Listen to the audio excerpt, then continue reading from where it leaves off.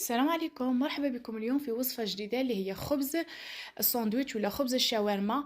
وصفة ناجحة مع واحد لاستوس دوك نحطها لكم تخدموا كونتيتي كبيرة في أقل مدة. تابعوا معايا الوصفة للأخير وشوفوها.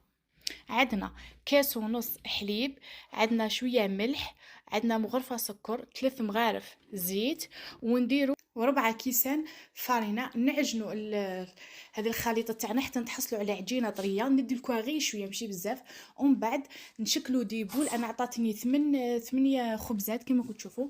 نحلوهم بهذه الطريقة غير شوية، ومن بعد نشدوا الخبزة تاعنا هذه اللي حليناها ندهنوها بالزيت، ومن بعد نديروا فوقها المايزينا ونحطوا عليها الخبزة الثانية ونحلوها حلوها رقيقه قد ما نقدروا. انا درتها كبيره على حساب الطاجين تاعي كبير، ونديروها طيب ونقعدوا نقلبوا فيها عفوا، وندوروها في الطاجين حتى تنتفخنا كما راكم تشوفوا. ماشي لازم تحمروها بزاف.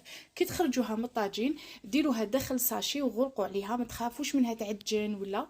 دوك هاي النتيجه قدامكم. شوفوا دوك نجبدها لكم من الساشي، يجي خفيف ويجي رقيق، ما هو معجن ما والو. ومن خبزه واحده تتحصلوا على زوج خبزات. شوفوا كيفاش نفتحهم هكذا.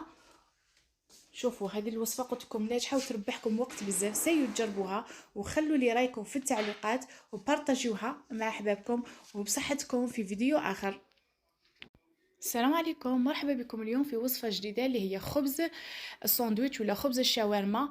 وصفة ناجحة مع واحد لاستوس دوك نحطها لكم تخدموا كونتيتي كبيرة في أقل مدة. تابعوا معايا الوصفة للأخير وشوفوها. عندنا كاس ونص حليب، عندنا شوية ملح، عندنا مغرفة سكر، 3 مغارف زيت، ونديرو وربعة كيسان فرينة. نعجنوا هذه الخليطة تاعنا حتى نتحصلوا على عجينة طرية. ندي لكم غير شوية ماشي بزاف، ومن بعد نشكلوا ديبول. انا عطاتني 8 خبزات كما كنتوا تشوفوا. نحلوهم بهذه الطريقة غير شوية، ومن بعد نشدوا الخبزة تاعنا هذه اللي حليناها ندهنوها بالزيت، ومن بعد نديروا فوقها المايزينا ونحطوا عليها الخبزة الثانية ونحلوها حلوها رقيقه قد ما نقدروا. انا درتها كبيره على حساب الطاجين تاعي كبير، ونديروها طيب ونقعدوا نقلبوا فيها عفوا، وندوروها في الطاجين حتى تنتفخنا كما راكم تشوفوا. ماشي لازم تحمروها بزاف. كي تخرجوها من الطاجين ديروها داخل ساشي وغلقوا عليها، ما تخافوش منها تعجن ولا.